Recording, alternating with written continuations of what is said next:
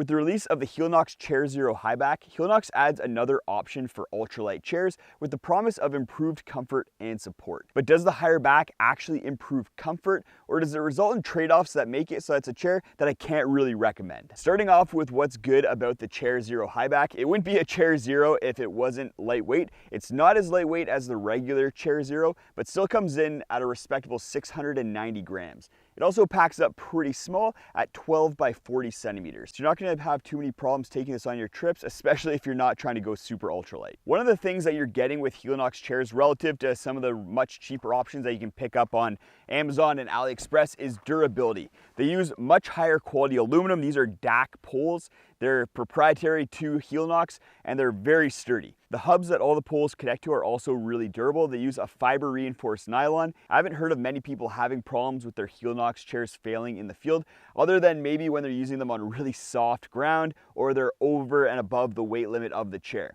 The Highback has a really good weight limit, 265 pounds. So as long as you're coming in under that, it's gonna be able to hold you up no problem when you're on sturdy ground like I am right now. If you do run into any problems with the chair, Helinox has a 5-year warranty, which is much longer than you're gonna get with any of the cheap Amazon chairs. The most important thing about the chair and why we bring these on trail is comfort. And the Helinox Highback provides comfort in some unique ways. Because of that higher back, as you're sitting in it, you get a lot of support throughout your lower back, your upper back, and throughout your shoulders. But if you're sitting upright, you're not going to be getting a headrest. So that's something that a lot of people have been disappointed with in the comments that I've read online.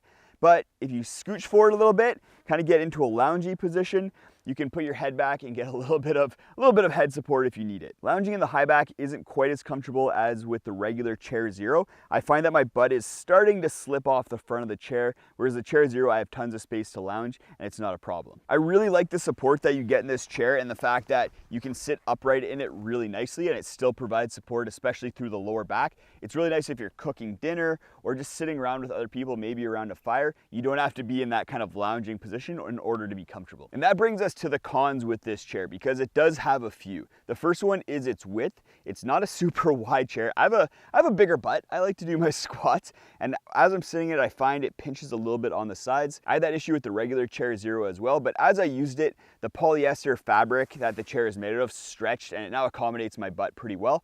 So if you're trying it out in store, just keep that in mind. But if you do have like quite a big butt, then you probably won't be able to fit in this chair. It's also a little narrow as you get up to the shoulders. If you have really broad shoulders, it might feel a little bit weird and you might not get that support. My shoulders are just narrow enough for this to feel pretty good and give me that support, but I do wish the chair could be a little bit wider. But it's not a deal breaker for me, but someone a little bit wider, it might be. Weight is going to be an issue for some people. The Highback weighs 50% more than the original Chair Zero and the REI Flexite, and for those who are counting grams but still trying to be comfortable on trail, then the Highback is probably not going to be the chair for you, and you're going to want to stick with those other two options. While durability is a pro, it's also a bit of a con. The Highback it's an ultralight chair, so it's not using the most durable fabrics and materials out there. So if you're using it on the edge of its use case or you're at the edge of its weight capacity, then you might start running into problems. If you're using it on sand or soft ground, then the little feet are going to sink in and you're going to create some stress on the poles and the hub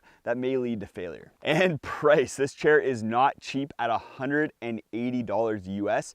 So it's even more expensive than the original Chair Zero. For some people, it's gonna be worth it. It's gonna be worth the extra support and comfort that they might get from the Highback. For people who are weight conscious, they probably won't go for the Highback. They'll stick with the original Chair Zero. And for those who are price conscious, there's always the options on Amazon and AliExpress that you can pick up as well. Go check out this video if you wanna see a comparison of the Chair Zero Highback to the original Chair Zero. I compare them side by side so you can see all the nuances and differences between the two chairs, which might be super helpful if you're looking to pick up one of these chairs.